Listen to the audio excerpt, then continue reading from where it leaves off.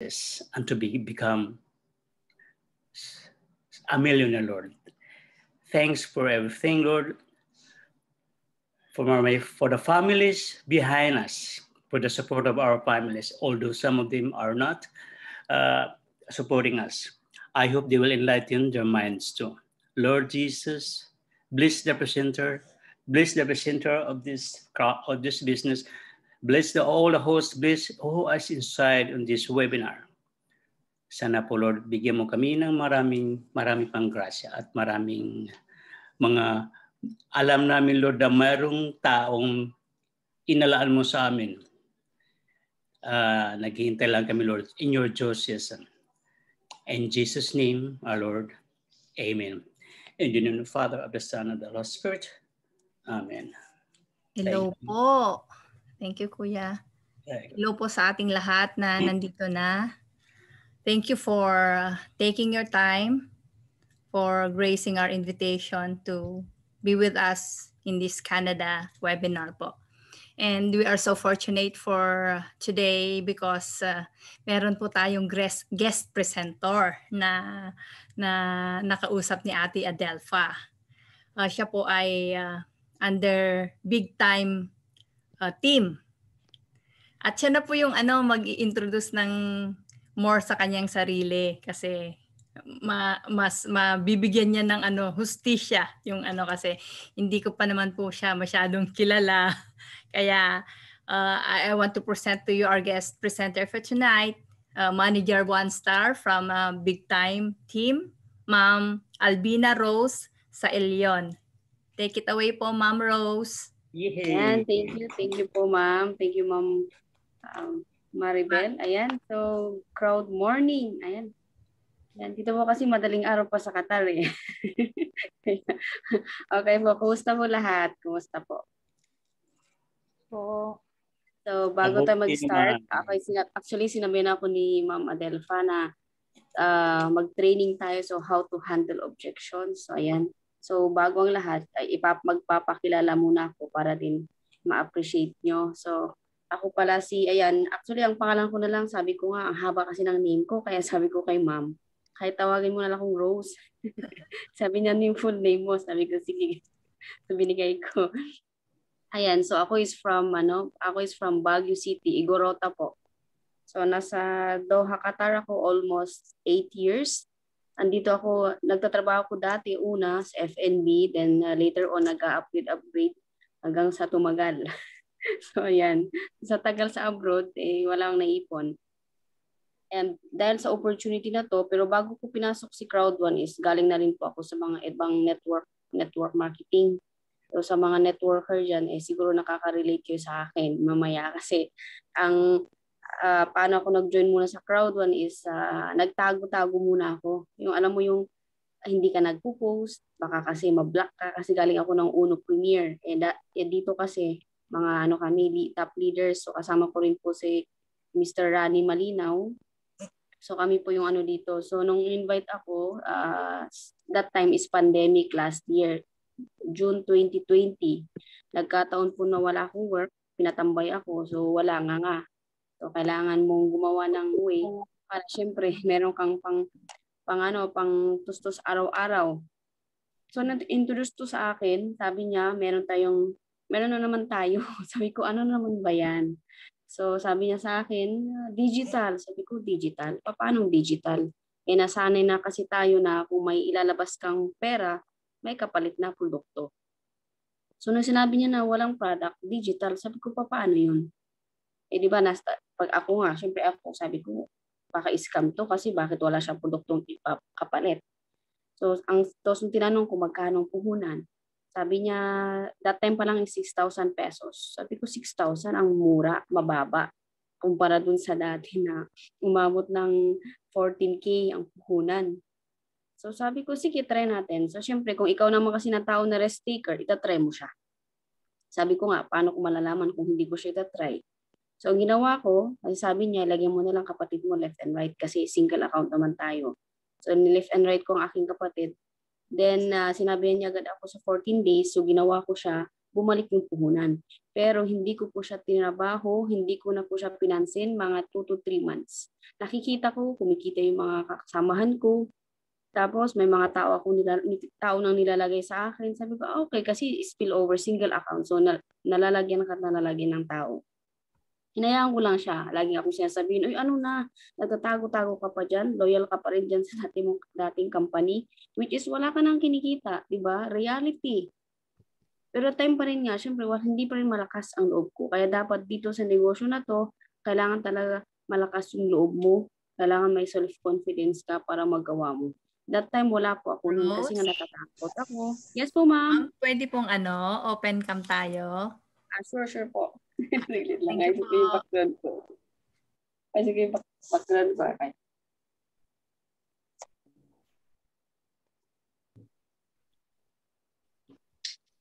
Ayan. Tanga. Tara tayo.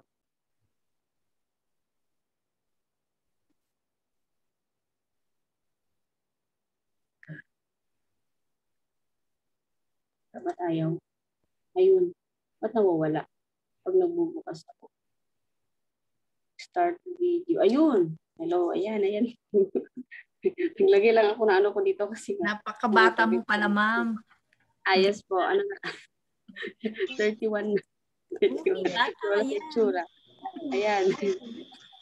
So, Canada. Ayan. So, yun nga. Yan. Tayo. So mga 3 months, sabi nga sa akin, nagagalit pa po ako kasi nga pinopost ako ginagawan ako ng flag ng aking appliance. Kasi ang nag-invite kasi sa akin is si Sir Rani. Kung kilala niyo po siya, alam ko nag-talk na po siya dito noon. So lagi niyang sabi sa akin, maglo-loyal ka pa rin dyan sa company na kung saan. Wala na nga tayong kita.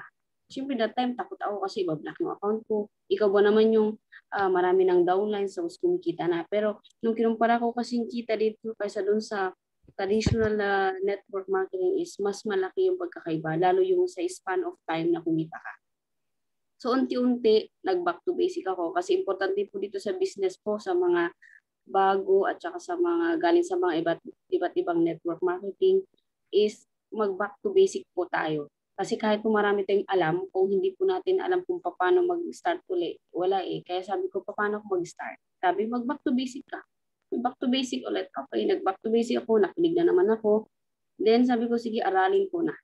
Ayan, so 1 year na kami last June. So, asawa ng Diyos, ayan. So, manager 1-star na tayo. Pero syempre, hindi basta-basta yung pinagdaanan mo. Marami ka talang rejections. Kasi lalo kami na galing ka sa ibang network marketing, kasi sabihin na naman sa'yo, ano naman yung pinasukan mo? Dati nakaid kami ng scam dito. Grabe yung, alam mo dito, iba yung tingin nila sa Crowd1, in short scam. Pero hindi pa rin kami nagpa-epekto. Kasi kung magpapa-epekto ka is ikaw po yung matatalo, at saka kung hindi po ako nakinig siguro sa nag-invite sa akin, 1 year ago siguro po is wala po ako ngayon dito at wala po ako sa harap dito. So, ayan po. So, nang ginawa ko lang, nag-keep learning ako. Kahit po galing ka sa mga rejection, sa mga galing ka sa ibang napasukan mo, pero may chance pa pala. So, buti na lang itong Crowd1 is a blessing po sa atin. Sa mga baguhan dyan, welcome po. May mga bago po ba tayo? Kasi hindi po tayo mag-present ng presentation. May bago po tayo? Maribel? Pwede pong siguro mag-type po ng number 1 sa ating chat box. Kasi mahirap pong mag-request ng mga banking dito. So, meron po ba tayong mga bago dito, mga guests? Yes. May bit-bit po ba tayong mga guests, mga sir, mga madam?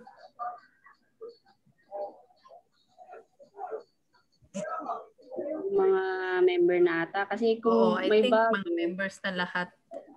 Sige. Kasi kung may mga bago, baka hindi makarelate po sa ating training, baka ayan, di ba? So, ayan po, ginagawa ko tong Crowd1 dito as a part-time. So, 1 to 2 hours of part-time, bakit hindi, di ba? Para makauwi na tayo ng Pilipinas. Ayan, so, pwede siguro tayo mag-start.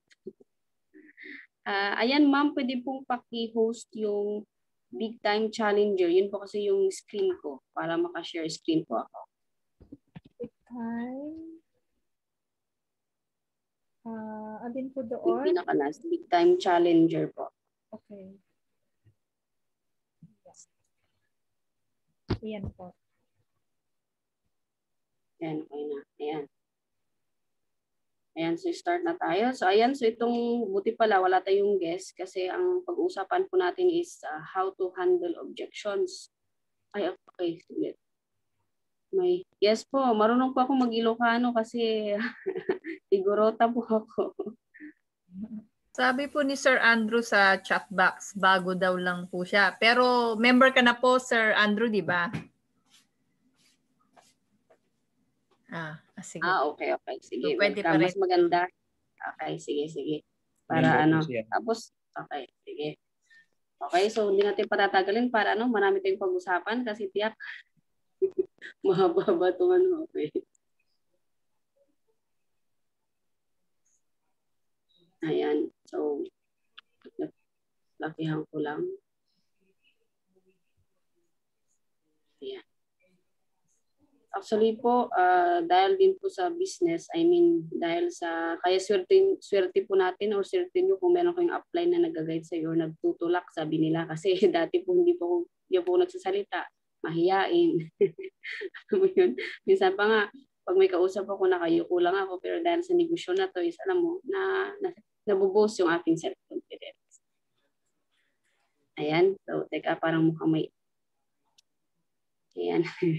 Ayan, so welcome. Ayan nga po ulit. So OFW ako dito sa Doha, almost 8 years. Ayan, so ginagawa ko si Crowd 1 as part-time. So ngayon yung ipapakita natin is how to handle objections. So paano ka sumagot sa mga objections sa mga labas. So later on, kung meron kayong pwedeng idagdag, pwede rin naman po. Ayan. So how to handle objections. Ano ba ito sa Tagalog? Paano mo hawakan ng isang ano ba sa Tagalog to? Ayan. How to handle objections. So lahat naman po tayo Pilipino, no? Kasi pag may ibang line, ako baka nosebleed po tayo nito. Ayan. Pilipino po lahat, ma'am. Lahat. Okay. Sige. Okay, so how to handle objections. Okay, so we cannot handle objections without knowing the why. So hindi mo daw po malalaman ang kanyang objections kung hindi mo rin malalaman kung ano ba yung dahilan niya. Diba? 4 steps before handling objections. May 4 po na steps. So una, ang gagawin mo muna is i-qualify and build rapport. Okay? Then sumunod is identify the reason why. I-identify mo muna ano ba yung dahilan nila kasi iba-iba po yung mga dahilan ng ating invite or ang ating guest. Then next, identify the objections if it's real or palusot. Kasi minsan, para lang hindi mahiya sa'yo is medyo nagpapalusot na lang yung invite mo. Di ba? Ayan, handle lang. Okay. Okay, 8 rules of answering prospect objectives. Ang una is never argue. Ayan. Kasi sa atin kasi pag hindi nag-join yung invite mo or parang hindi mo na siya sumali sa in-introduce mo na business is ang ginagawa natin minsan nakikipag-argue ka, di ba? Huwag po tayo makipag-argue kasi wala pong nananalo sa nakikipagtalo. Wala pong nanalo doon. Hayaan mo lang siya. Di ba? Sabi nga nila dito eh. Ayan. So magti-thank you ka na lang.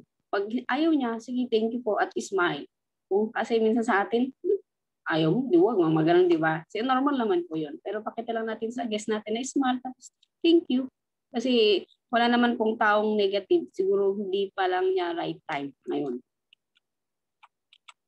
Okay, no, ayun, ito. Sabi, minsan nag-invite tayo, di ba? Sabi mo, i-convince mo nga ako. No, hindi po natin trabaho mag-convince. I-share mo lang yung business. Pag nagustuhan, okay, go. Pag hindi, okay lang. Huwag po tayo mag-convince kasi ang ginagawa natin minsan, kinu-convince mo yung guest mo eh. Diba? Sabi pa sa'yo ng i-convince mo ako, i-convince mo nga siya, di ba? Sabi ka ng ganun.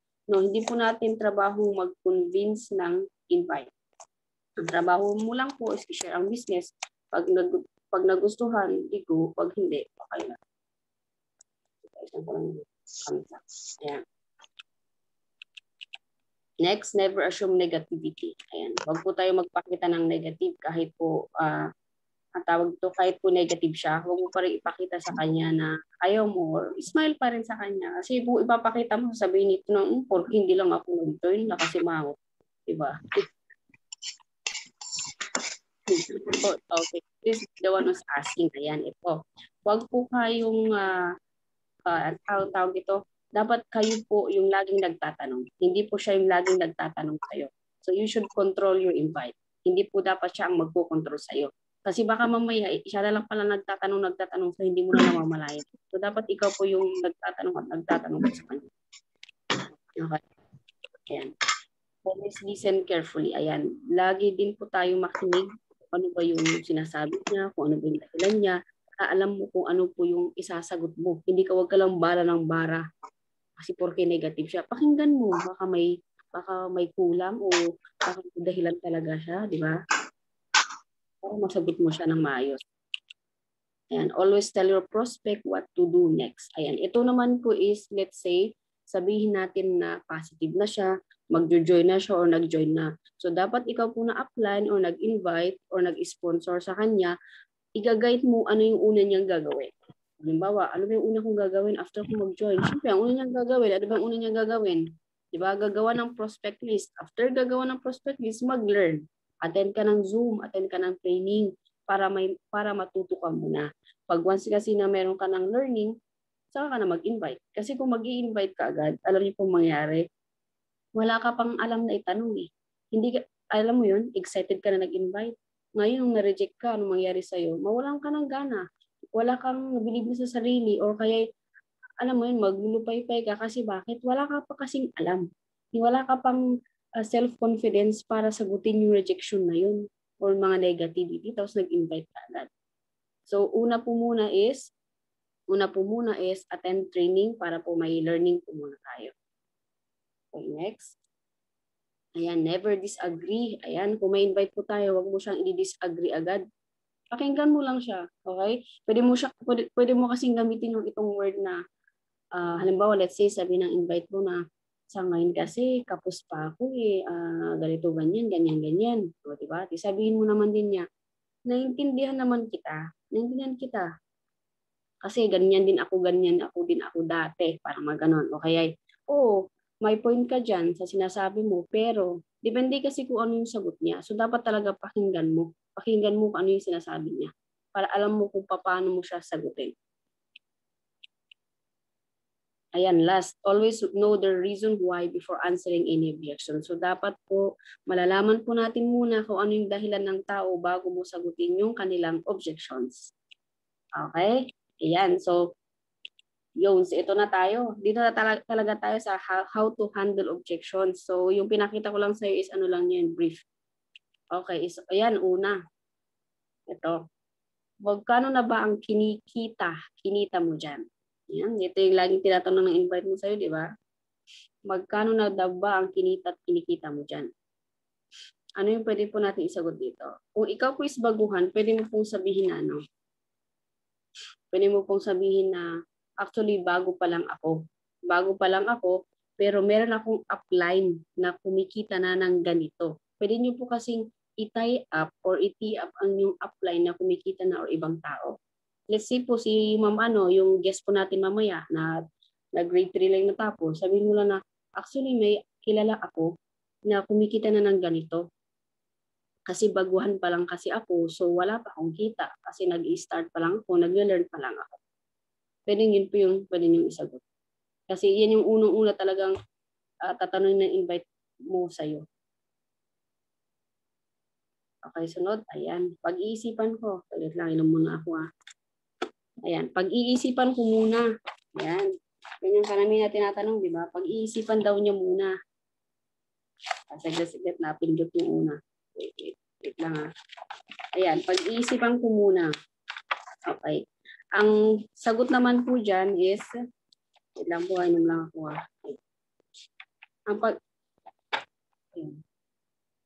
pag-iisipan ko muna. Sa akin, pag tinanong ako niyan, pag-iisipan ko muna, sabihin ko una, ano yung pag-iisipan mo? Mag-join ka ngayon o bukas? Pag sinabi ko naman, pag gabi ko naman siya invite, bukas na kasi gabi na ngayon. Hindi, biro lang. Okay. Ito kasi, tanungin mo kung ano ba yung dahilan niya, bakit niya pag-iisipan. Ay kasi baka po may dahilan siya. Bakit ano ba yung pag-iisipan niya, di ba? Baka kung ano yung may dahilan siya.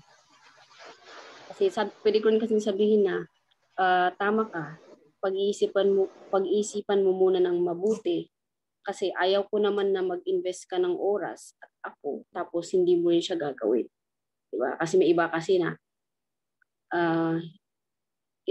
may iba kasi na hindi na pinag-isipan tapos nag-join agad dahil nahihiya lang sa'yo. Tapos later on, hindi naman ginawa. So sayang din. Tapos pag hindi kumita, ikaw naman yung isisihin. So madingian din ang sabihin mo. Kasi pwede mong tanong din ulit na, pero meron ka bang naintindihan sa business presentation? Pag sinabi niya na, tanongin mo siya na, pero meron ka bang hindi naintindihan? Kasi baka meron siyang hindi naintindihan. Kaya na sinabi sa'yo na, speaking guest here. Oh. Wala na, pag-English na tayo. Mawala na yung ano. Okay. Hindi po ma'am, tinatanong lang ni Ma'am Abby kung meron. Okay. Akala ko may guest. Sige. Ayan, yun nga, sabi ng guest mo na pag-iisipan ko muna, tanungin mo siya, mayroon ka bang hindi naintindihan sa ating presentation? Kasi kung baka mayroon, di ba? Kaya sabi niya, pag-iisipan niya. Pero pag sinabi naman ng guest mo na, wala, okay lang naman. So, tapos, syempre ako, sabihin ko na, pwede mo bang sabihin kung ano yung kailangan mo pag-isipan? Kasi dyan sasagot yung yes, kung ano ba yung kailangan niya pag-isipan, kung kailan ba siya mag-join, or diba, kung ano ba yung kukunin niya na package, bakit siya pag-iisipan pa, yung mga ganon. At yun nga, sabi ko kanina na, tama yung sabi mo na pag-iisipan mo muna kasi nga ayaw ko mag-invest ka ng oras tapos pala hindi mo siya gagawin. Diba? Okay, next. Yayaman ba ako dyan? Ayan, magkano na ba? Ay, pares lang din sa number 1. Pero yayaman ba ako dyan? Yayaman ba ako dyan? Yayaman ba ako? Anong pwede natin sagot dito? Minsan. Okay, yayaman ba ako dyan? Sabihin mo lang, gusto mo ng honest na totoong sagot? Siyempre, oo. Diba? Kasi, hindi ko rin alam kung magkano yung kikitain mo dito or kung kikita ka ba dito. Diba? Gusto mo bang malaman kung bakit hindi ko alam kung magkano kikitain mo? O di syempre sabihin ng guest mo, sige, bakit? Okay? Diba? Sabihin niya kasi na, hindi ko kasi alam na syempre sabihin mo, hindi ko kasi alam na kung sumali ka ba sa business na ito is may effort kang ibibigay. Kasi kung wala kang effort na ibibigay, wala ka talagang kita. Pero kung malaking effort mo at depende sa effort mo, yun kung magkano ang kikitain mo. Kasi nakadepende sa effort natin eh. Sabi nga nila bibigyan tayo ng blank check. So nakadepende po sa'yo kung magkano yung pwede mong kitain. So kung mas malaki ang effort mo, mas malaki yung check mo. Diba? Mas malaki yung kita mo. Pag konti ang effort mo, mas malit yung check mo or mas malit yung pwede mong kitain. Ayan, next. Ayan, pyramiding ba to? Scam ba to? Sinasabi ko pag pyramiding, nasa Egypt yung pyramid. Di ba? Biniro mo po yung guess mo. Nasa Egypt po yung pyramid. Pwede mong sabihin yun. Joke lang. Pag sinabi niya pong nasa Egypt, pyramiding ba ito or scam ba to, tanungin mo siya. Yun ba yung pagkakaalam mo? Okay. Yun ba yung pagkakaalam mo? Ano ba yung pagkakaalam mo? Kasi tanungin mo rin siya, ano ba yung pagkakaalam mo sa scam? Kasi ang alam kasi nila, pag scam is, di ba, nagbigay ka kasi ng pera, tapos walang bumalik sa'yo. So, kaya tanungin mo kung ano ba yung pagkakaalam nila. Kasi iba kasi, alam lang na pyramid lang daw or scam is illegal. So, tanungin mo, pyramiding ba to? Sabi ng prospect mo sa'yo, no? Tapos sabi mo, anong ibig mong sabihin? Yung mga illegal? Tapos sabi niya, oo. O, di ba? Siya yung sumasagot sa tanong mo. Yung tipong nangangako mag-invest, tapos dodoble yung pera mo pero kahit wala kang gagawin. Sabi ng invite mo, oo. Sabihin mo, yan ba yung gusto mo, yan ba yung hinahanap mo? Siyempre, sasabihin ng guest mo na hindi. Okay, good. Because ito is hindi ito yung sa iniisip mo. Diba? Kasi mas maganda po na ikaw yung, alam mo, kakausapin mo, invite mo pa siya yung sumasagot sa'yo. Hindi hindi siya yung kumukontrol sa'yo. Diba? Nung tinatanong mo siya, sabi niya, hindi. O, di syempre, maganda na yung nagpo-conversation pa yung dalawa. Okay? Ayan. Kasi ito rin, tanungin mo rin siya kasi baka kasi may experience siya sa pyramiding o scam. Kasi tanungin mo siya na, ito bang tanungin kung ano yung unang pumapasok sa isip mo, bakit pag nadidinig mo yung salitang pyramiding, tanungin mo rin po kasi siya. Kasi baka po iba yung pagkakaalam niya sa narinig niya. So at least, mai-correct mo siya. Nasa labas na nga. Lalo yung nakita natin sa TV na na-scam, na pyramid, diba? So pagkakaalam nila, yun na yun. Ako rin nung una, yung sabi kong pyramiding, akala ko yung triangle. Pero hindi pala. So, iba-iba po tayo ng alam. So, dapat din tanungin mo ano yung pagkakalam nila sa pyramiding o sa scam para at least masabi mo rin. Kasi syempre, sasabihin mo na legit itong ipapakita ko. Di ba? Legit itong ipapakita ko at syempre, hindi ko naman isusugal yung pangalan ko para lang sabihin natin scam. So, ito is legit. Ayan, networking ba to? Ayan. So, medyo may pagkakaiba sa mga unang mga tanong. So, networking ba ito? Ayan, networking. Kasi ang alam nila sa networking is, yun nga, networking, same lang din na nag-i-invite ka, tapos ang iba, sabi nila, ang kumikita daw yung nasa taas. Diba? So, tanungin mo rin siya, ano bang pagkakaalam mo sa networking? Diba? Tapos, pag kasi sabi ng invite mo, yung scam. Ayan. Gusto mo bang sumali sa scam? Siyempre, hindi. Sasabi ng invite mo, so siya rin po yung sumasagot sa tanong mo. So, dapat talaga pakinggan po natin kung ano yung sagot or sasabihin ng invite mo. Hindi yung bara ka lang ng bara kasi baka pala mamaya meron siyang experience, di ba? Tapos iba na yung sinagot mo. So, hindi magkaano. Baka mamaya pa, hindi na kayo nagkaintindihan at the end, hindi na siya nag-join. Pero kung pinakinggan mo siya, kung ano yung tanong niya, at least nasagot mo siya ng tama. Di ba ka pa dahil doon is na-clear pala na, ganun pala yun. Akala ko kasi dati, ganito, ganyan, ganyan, ganyan. Pero dahil sa sinagot mo siya na maayos, ayun, okay na. Okay, next. Ayan, same lang. Ayan, sigurado bang kikita ako dyan? Yun nga, sa number 2, pagkaparehas to, na sigurado bang kikita ako dyan? Eh, syempre naman, di ba? Depende din kasi nga talaga sa effort. Kung malaki ang effort mo, malaki ang pwede mong kitain.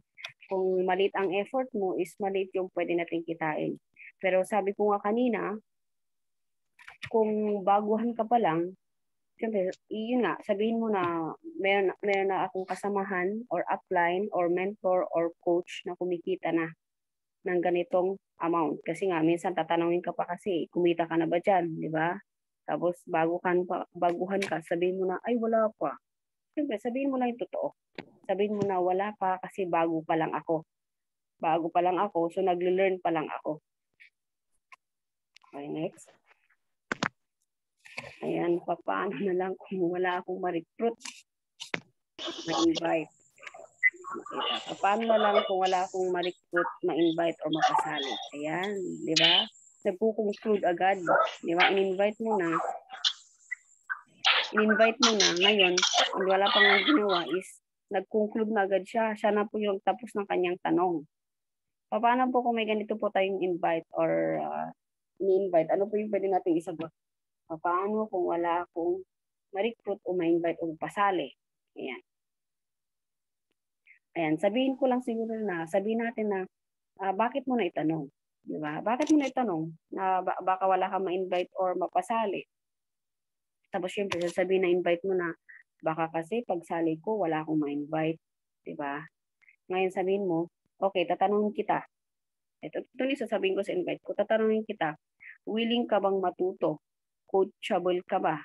Willing ka bang makinig? Pag sinabi niya, kasi kung masasabi mo willing ka matuto, syempre, tuturuan kita, i-coach kita. Ngayon, pag once na may alam ka na, nag-learn ka na, dun ka na, malalaman mo kung paano ka na mag-invite. Kasi kung hindi naman coachable yung tao, hindi mo siya matuturuan paano mag-invite, wala, hindi talaga siya makaka-invite. Pero kung siya is matuto namang makinig, bakit hindi? Diba? Kasi lahat naman natututunan natin lahat. Lahat naman po tayo dito walang alam dati. Pero dahil ikaw is nakikinig ka, coachable ka sa taong nag-invite sa'yo, later on, marunong ka na. Or I mean, may alam ka na. Okay, next. Papaano ang kitaan? Papaano ba ang marketing plan nyo? Ayan. Ito naman po is, syempre, kung marunong ka na magpaliwanag, pwede mo ipakita yung marketing plan. Pero pag hindi naman, ang kagandahan kasi sa negosyo natin is meron tayong Zoom. So sabihin mo lang, attend ka ng Zoom, ito yung Zoom link, doon mo makikita kung paano yung kitaan or paano yung marketing plan. Ba, doon mo ipapakita, doon mo siya i-join para makita niya kung paano yung marketing plan natin. Pero kung marunong ka naman na din, bakit hindi? Ipakita mo na. Lalo pag networker yan, ipakita mo lang yung difference ng ibang networking sa Crowd1. Ayan, ang mahal ng pay-in. Okay, ito siguro sasabihin ng mga nasa Pilipinas or depende kasi din, pag kasi nasa ibang bansa ka, medyo okay lang. Pero pag sa Pilipinas, siyempre yung 6,600 na yun is mahal talaga or malaking bagay po sa kanila. Pero siyempre, sabihin po natin na para sa akin sabihin ko, lagi niyo pong sabihin na, naintindihan kita, ganyan din yung pakiramdam ko dati, ganyan din yung ko dati nung nag-join ako na ang mahal ng pay-in. Para bang para maramdaman niya na ganyan din pala siya dati. Okay, ganyan. Para maramdaman niya na ganun ka rin dati.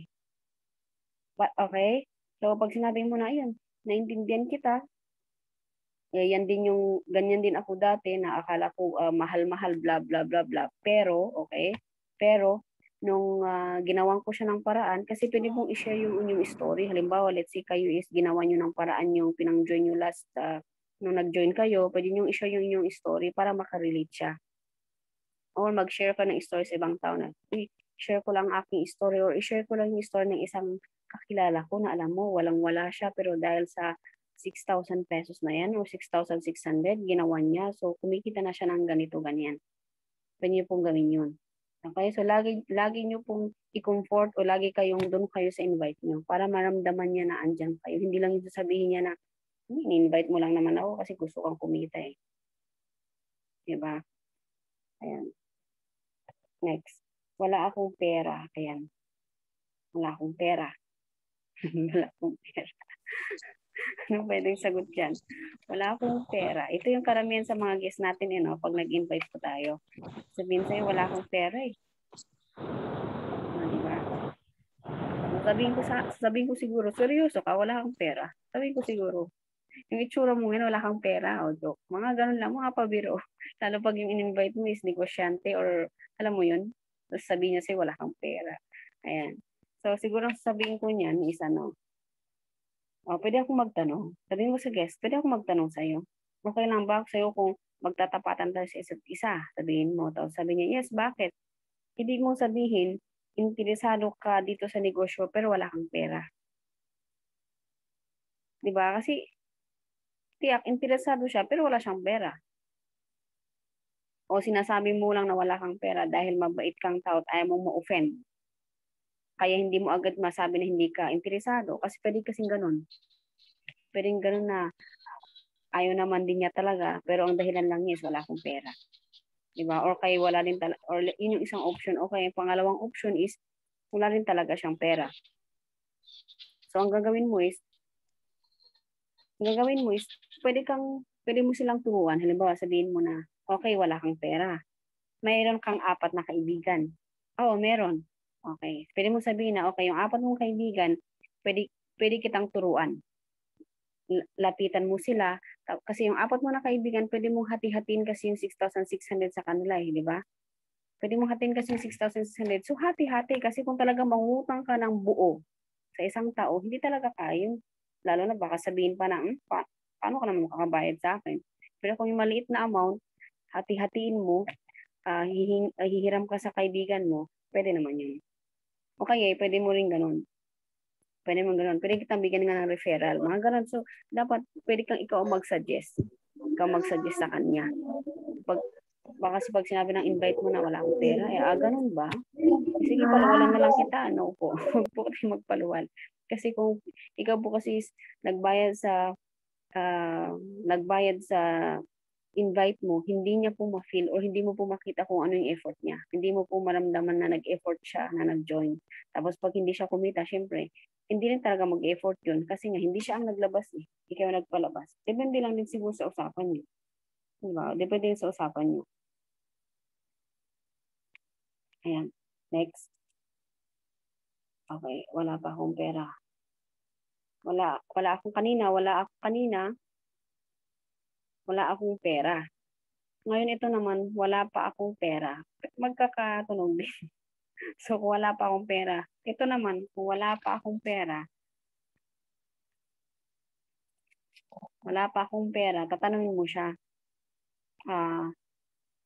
Wala pa akong pera. Para sa akin, sabihin ko na, walang problema kung wala ka pang pera. Okay, yun ang pwede kong sabihin. Ang gusto ko lang malaman ay kung meron kang nakitang benefit sa opportunity na ito. Kasi ipapakita mo sa kanya eh. Tatanungin mo siya. Okay, wala ka pang pera sa ngayon. Pero tanungin kita, may nakikita ka ba na benefit or pwedeng makatulong sa negosyo na ito? Para palagi kang merong pera. Pero pag sinabi niya na, oo, meron akong nakitang makakatulong or benefit sa negosyo ko, then, so kailan ka magkakaroon ng pera? Tanungin mo lang siya, kailan ka magkakaroon ng pera? Tapos sinabi niya na sa katapusan. So at least alam mo na sa katapusan, magkakaroon siya ng pera. So doon mo lang din siya i-follow up. Kasi kung hindi mo din kasi alam yung sagot ng invite mo, baka yun nga, sabi ko nga kanina, baka yun lang yung ginagamit niya na dahilan para hindi siya mag-join or para lang hindi lang talaga siya interesado. Di ba? Ayan, next po. Ayan, ito naman, okay, effective yung product niyo. Okay, ito is yung sa kung yung may product tayo na gaya ng sabon, maganda. Okay po, ayan, ito. Pautangin mo muna ako, babayaran na lang kita pag kumita ako. Ayan, pautangin. Nang asa din talaga yung invite natin, no? Ano yung pwede natin isagot dyan? Ito naman, sabihin ko sa kanya, kasi ang kulit talaga din ng mga invite natin. Ikaw na nga itong nag-share ng opportunity sa kanila. Ikaw pa yung uutangan. O, di ba? Lupit. Nakaranas ka ng ganito. Yung ini-invite mo na sa negosyo, sinishare mo na ng opportunity, pero ikaw pa yung uutangan. Di ba? So, sasabihin ko, okay, gusto ko talagang tulungan kita. Sabihin ko sa invite ko, gusto ko talagang tulungan kita, pero syempre sabi niya sa iyo na pautangin mo ako. Sabihin ko, hindi kita pautangin, pero gusto kitang tulungan. Pwede mo gawin yan. Tapos pag sinabi niya, tapos sabihin mo pa, willing ka ba talagang mangutang? Willing ka ba talagang mangutang para makapagsimula ka? Pag sinabi niya na oo, sige, maganda yan kasi bakit alam mo ba kung bakit hindi kita pautangin? Kasi, syempre, ganito, ganyan. Okay? Tapos pwede mong sabihin din na, kung let's say sabihin mo pautangin mo siya. Kung pautangin kita, tanungin mo lang para tignan mo lang kung gaano siya ka-commitment. Pautangin kita, pero may papangako mo ba na maibabalik mo yung hinihiramin mo kapag may pera ka na? Kaya pag sabihin niya na, oo, promise. Ayan. So, yun nga, ang sabi ko kanina, isuggest mo yung 4 na kaibigan niya or meron siyang 5. Sabihin mo, okay, ganito. Tutulungan kita kung paano ka magkakaroon ng pera. Ngayon, ganito ang gawin mo. Kumuha ka ng papel, isulat mo kung sino yung 5 mong kaibigan, di ba? 5 or 6. Then, tuturuan kita paano mo sila lalapitan at hihiraman. Sabi ko nga kanina, hindi kasi kaya pag umiram ka ng buo sa isang tao. Kasi minsan talaga, hindi ka talaga pautangin niya kasi malaki eh. Lalo sa Philippines, 6,600 is malaki na pong bagay po yun sa atin. Ayan, wala akong time. Wala akong time. Ayan. Yan ang laging di ba? Pag ni-invite mo, meron pang ako downlines pag pina-follow up mo, no? Wala akong time ngayon eh. Okay, pag i-invite mo nga pala sa una pa lang. Ako, paano ba yan? Wala akong time sa ganyan. Diba? Yan, wala akong time sa kanya. So, busy ako, diba?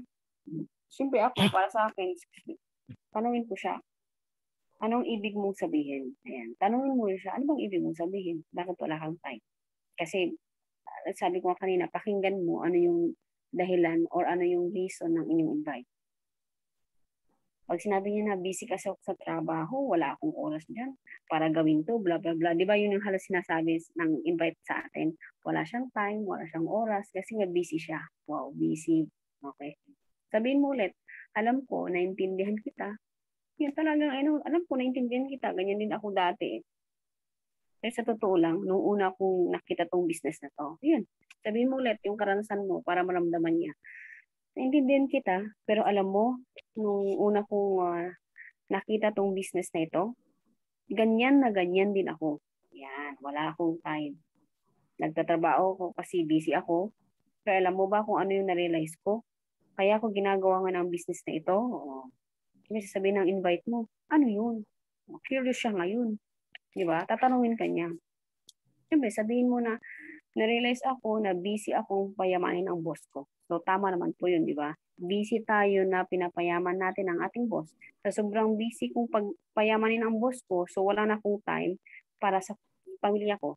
Totoo po yun, lalo po sa mga OFW. Busy ka na payamanin ang boss mo. So, ngayon, minsan pa nga, nagtagal na tayo dito sa abroad, is yun, hindi natin nakakasama na matagal ang ating family. Yan, so, ayan, tapos tanungin mo rin siya, ilang taong ka na ba? Sasabihin niya. So, sabihin ko na, tatanungin kita ulit, gusto mo bang habang buhay na ilaan ang oras mo sa pagyaman sa ibang tao, imbis na payamanin ang sarili mo? Diba? Tatanungin mo siya, imbis na abutin yung mga pangarap mo. Siyempre, sabi ng prospect mo, hindi. Diba? So, ma-realize niya yan. Pero depende pa rin may iba pa rin talaga, may mga ano pa rin yan, may mga palusot pa rin. Ayan, next.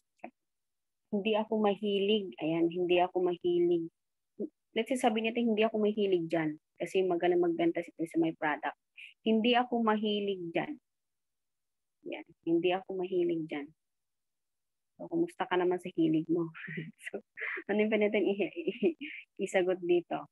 Siguro ang sa akin po, sabihin ko na, tama ka, ganyan din ako. Di ba? Parehas tayo. Hindi ko rin hilig yan. So yun nga, lagi mong inaano yung sarili mo na, ganyan din ako dati, wala rin akong hilig. Wala rin akong hilig dyan. Diba? Hindi ko rin kasi hilig yung magganito ganyan, yung magsasalita, ganito ganyan, di ba? Dito kasi sa business na to, kikita lang tayo sa ganito ganyan. Hindi na tayo kailangan magkumbinsi ng tao. Sasabihin mo. Then ngayon, tanongin mo rin siya. May tanong ako, nagustuhan mo ba yung opportunity na ito o yung business na ito na nakita mo, na pinakita ko? Pag sinabi niya na, oo, nagustuhan ko. O, di ba? Good. Kasi kung nagustuhan mo talaga, ngayon, then tapos na ang ating usapan. Di ba? So, ibig sabihin, nagustuhan niya. So, ibig sabihin, hilig niya na. Kasi minsan, yung tanong mo, sinasagot din ng invite mo. Paano sinabi mo na, nagustuhan mo ba yung pinakita ko opportunity sa'yo? Pag sinabi niya, oo, ibig sabihin, tapos na yung usapan, ibig sabihin, hilig niya na. Kasi sa atin, pag ano pa lang, pag bungad mo pa lang, ay, hindi ako mahilig dyan. Hindi ako mahilig kasi alam mo, mahihayin ako ganito, ganyan di ba? Daming mga palusot sila. Yan, next, ayan, alam ko na yan, acne. Ayan, alam niyo po yung acne? So, alam ko na yan, di ba? Kasi kung alam na yan, dapat mayaman na siya, di ba? Ako kasi yun yung sinasabi ko, kung alam mo na pala to, dapat mayaman ka na. Bakit na matagal ka pa sa abroad? Hindi, mga biro lang yan. So, ang sagot natin dito is, pwede mong sabihin na, anong ibig mong sabihin na alam mo na to? Or alam mo na yan? Tanungin mo siya, ano bang ibig mong sabihin na alam mo na yan? Pwede mo bang sabihin sa akin, ano ba yung nalalaman mo, bakit ba sabi mo alam mo na yan? Kasi pwedeng, yun, pakinggan mo yung sagot. Pwede kasing sabihin na, networking yan, di ba? Networking yan, di ba? Kasi ngayon ang alam niya. Yan. So at least alam mo kung ano yung isasagot mo. Kasi baka sabihin niya na, di ba scam yan? Di ba ganito yan? So at least alam mo kung ano po isasagot. Kaya bakit niya sinabi na alam ko na yan? Kasi tutusin talaga, kung alam niya tong negosyo, dapat mayaman na siya. Kung alam niya tong negosyo, dapat wala na po siya sa abroad. Kung let's say nasa abroad po siya. Ayan, sabi ng kaibigan ko, kakilala ko, hindi daw totoo yung ganyan. Ayan, sabi. Ito yung kalamin po sa atin is nakikinig lang po tayo sa sabi-sabi or mga narinig. Di ba? Mga narinig po natin. Kaya kung ano yung narinig nila, yun ang sasabihin sa'yo. So, ano yung nating sagot dito? Ang sagot ko dito is pwede kong sabihin na okay lang yan. Tatanungin kita ng seryoso. Tanungin mo siya. Okay lang yan. Tatanungin kita. Sige, sabihin ng invite mo. Okay lang. Sige, ano po yan? Okay. Tanungin mo kasi siya, businessman ba yung nagsabi sa'yo? O businessman ba yung kaibigan mo? Pag sinabi niya na hindi pala businessman yung nagsabi, di ba? May background ba siya sa kahit anong negosyo? Sabihin niya, wala. Okay. So masasabi mo ba na financially successful yung kaibigan mo na nagsabi sa'yo? Hindi rin. O, di ba? So ngayon, siyempre, sabihin mo sa kanya na may ituturo ba sa'yo yung, may maituturo ba siya sa'yo na paraan para ka kumita ng ganyan, ganyan, ganyan. Siyempre, sabihin niya, wala. O, di ba? Siya nang sumasagot sa tanong mo. So, siyempre, kung gusto mo ba talaga makinig, so, siyempre, sabihin mo sa kanya, so, gusto mo ba talaga makinig sa advice ng kaibigan mo? Hindi. So, siya rin po yung sumasagot sa tanong mo. So, ibig sabihin, ayaw din niya makinig pala sa advice ng kaibigan niya, pero dahil lang yun ang narinig daw niya, yun na yung alam niya. Diba? So, siya rin ang sumasagot. So, hindi niya pwede yung sabihin. Sabi ng kaibigan, kakilala ko. Di tanungin niyo, yung kakilala ba niya ba yan na yan is, stable na. Baka naman hindi pala successful or walang palang negosyo o walang background sa business. Tapos, ayan, sinasabi niya. Diba? Para malaman niyo na, okay, at least alam niya, na alam mo na wala palang background yung kaibigan niya eh. Next, gaano ka na katagal? Siyempre, pag ikaw na bago, sasabihin mo talaga yung totoo. Kasi karamihan kasi sa atin, mahilig tayo mag-hype. Hype ng hindi totoo. Kung sasabihin niya na, matagal ka na dyan. Oo, 1 taon na ako. Magkano kinita mo? 1 milyon na. So, di ba? So, sabihin po natin yung totoo. Pag ikaw po is baguhan, pwede mong sabihin na, ano pa lang ako, 1 buwan pa lang, 2 months pa lang ako. Sabihin mo po yung totoo. Kung sabihin mo naman na 1 taon ako, pero ito pa rin yung rank ko, okay lang, di ba? At least honest ka. At least honest ka sa guest mo. Kasi baka mamaya pala, malaman niya pala na 1 buwan ka lang pala, tapos sinabi mo sa kanya na 1 taon ka na. Ayan. Next is sabihin, ayan, ito na yung mga paalam ko muna sa asawa ko. Ayan. So sa mga may asawa po dyan, siguro po nakaka-relate po kayo dito sa objections na ito na pag in-invite mo sila sa isang negosyo is tatanungin ka nila. Di ba? Ay tatanungin mo sila. So, di ba tatanungin mo, mag-join ka ba o sasali? Pag sinabi niya na, paalam ko muna sa asawa ko. O, di ba? Yung asawa niya parang nakinig. Ako, ang sasabihin ko nito is, hindi naman ikaw yung yun, sabihin mo ulit, naintindihan kita, ganyan din ako dati, ganyan din ako nung una. Pero alam mo, di ba? Pero alam mo, sabihin mo din na walang problema. Pwede mong gawin yan. Di ba? Pwede mong ganun din. Pero tatanungin mo na kita, seryoso ka ba sa kanina kung sinabi mo? Seryoso ka ba kanina? Tanungin mo kasi yun, na seryoso ka ba sa sinasabi mo? Bakit mo kailangang ipaalam sa asawa mo? Sasabihin niya, oo. O, di ba? Sabihin na kita na pumayag ang asawa mo, anong gagawin mo? O, tanungin mo muna. So, pag pumayag ang asawa mo, anong gagawin mo? So, at least alam mo kung ano yung sagot niya. Pero pag sinabi naman niya na, paano kung ayaw ng asawa mo? So, at least alam mo rin yung sagot. Kasi ito rin ang pwede kong sabihin sa kanya. Ikaw naman yung inalokan ko na negosyo. Ikaw yung nakinig. Ikaw yung nakinig sa shinare ko na business. So, hindi naman po pinakinggan yan ng asawa mo. Siyempre, normal naman po yun na magpapaalam tayo sa asawa. Pero kung gaya dito sa abroad, siyempre, kayo, halimbawa, yung tatay yung nagtatrabaho dito para sa family. So, sinasabi namin na ikaw naman ang nagtataguyod sa family mo, hindi naman yung sa Pilipinas, di ba? Pag kumita ka na, saka mo na sabihin kasi normal talaga na pag once na nagpaalam ka sa pamilya mo or sa asawa mo, normal na sasabihin niya na ay wag kang mag-join kasi scam. Bihira lang po siguro yung may mag-asawa na parehas po ng utak. Diba?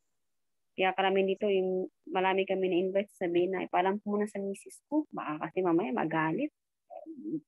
Binabantayan kung magkano pinapadala ko eh. yung mga ganong dahilan. Okay, so paano naman kung sinabi niya na paano na lang kung hindi pumayag yung misis mo, 'di ba? So ano kayang pwede niyang sabihin doon?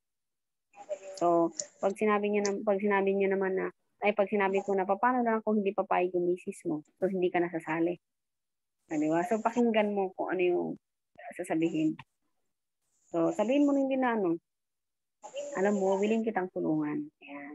Tignan mo yung prospect mo, willing kitang tulungan sa business na ito, pero ang hinahanap ko is yung seryoso na tao. Kasi kung hindi naman seryoso yung tao, ba't mo siya tutulungan, di ba? So, yung hinahanap ko na gusto kong tulungan is yung seryoso na tao, yung mga tao na seryoso na talaga mabago ang sitwasyon nila sa tulong ng mga opportunity na to. Kasi willing naman tayong tumulong, di ba? Pag makita mo talaga na willing matuto yung isang tao. Pero pag hindi, next. Wag po tayo, yun nga, sabi ko kanina, wag po mag-convince. Ayan, so, okay. Last but not the least siguro to. Hindi ko linya yan. Yan, hindi ko linya yan. So, magkaparesto for healing. Hindi ko po linya ito.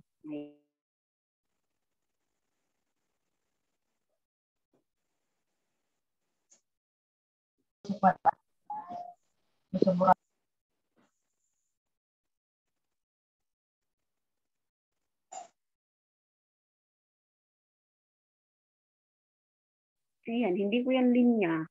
Pero alam mo ba yung mga pinaka-successful dito sa business na ito, hindi rin po nila yung linya.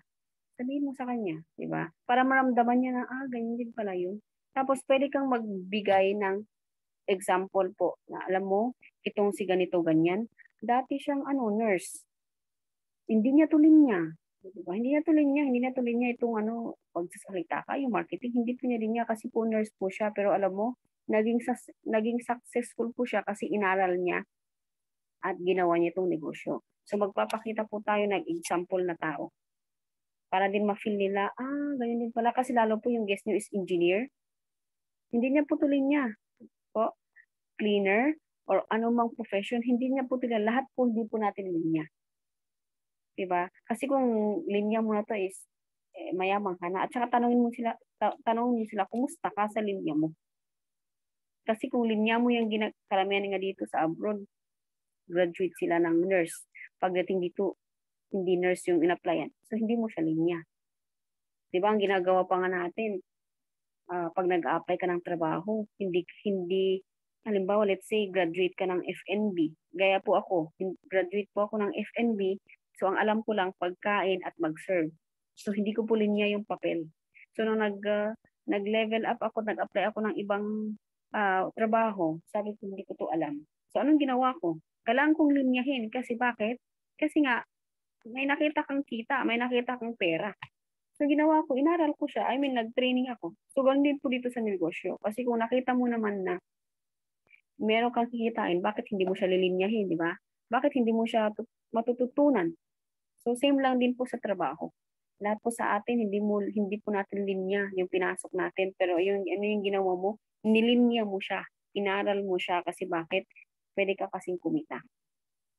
Okay pa. Ayan. Last na po ata siguro to. Ayun, meron pa.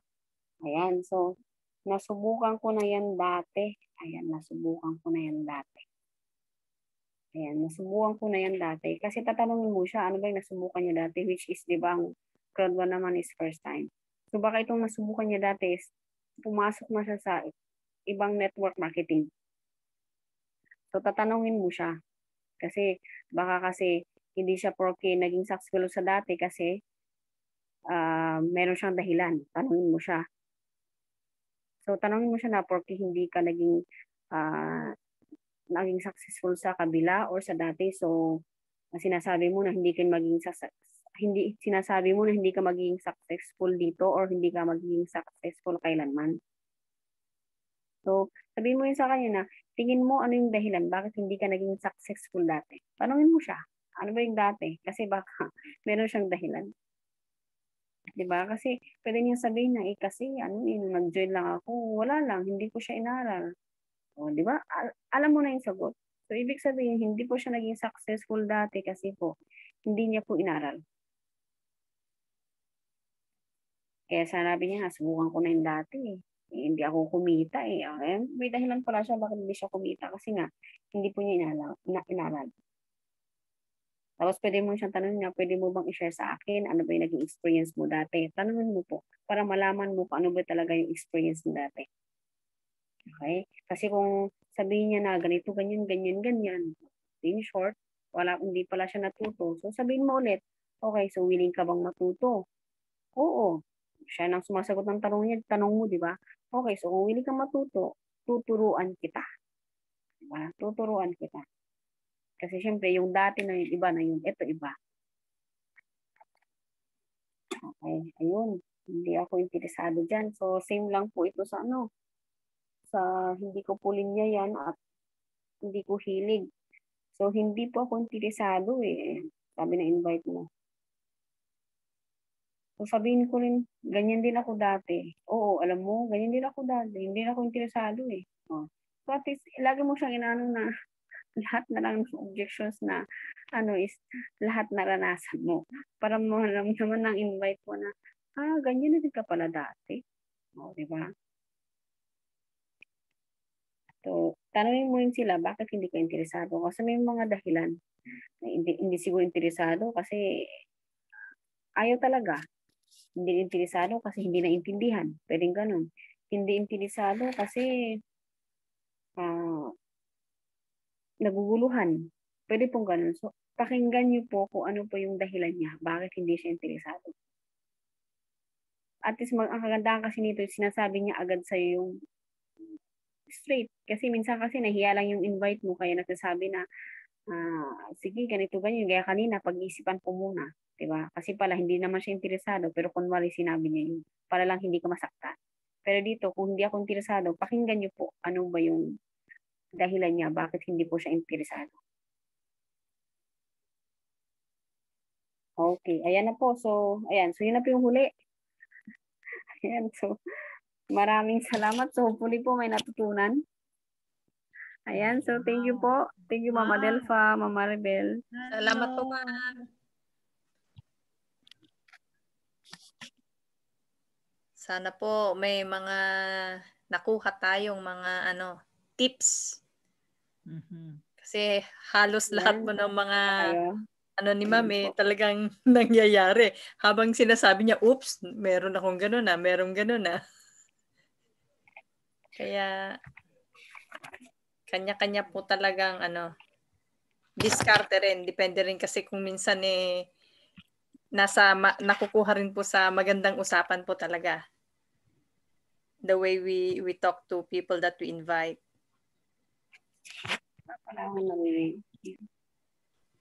At kung minsan, ma'am, di ba yung iba, hindi pa nila oras, tapos pag minsan, balikan mo, parang mas okay na yung conversation nyo, ganon. May mga instances na ganon po. Rineject ka ng una, tapos yung pangalawa, medyo okay na.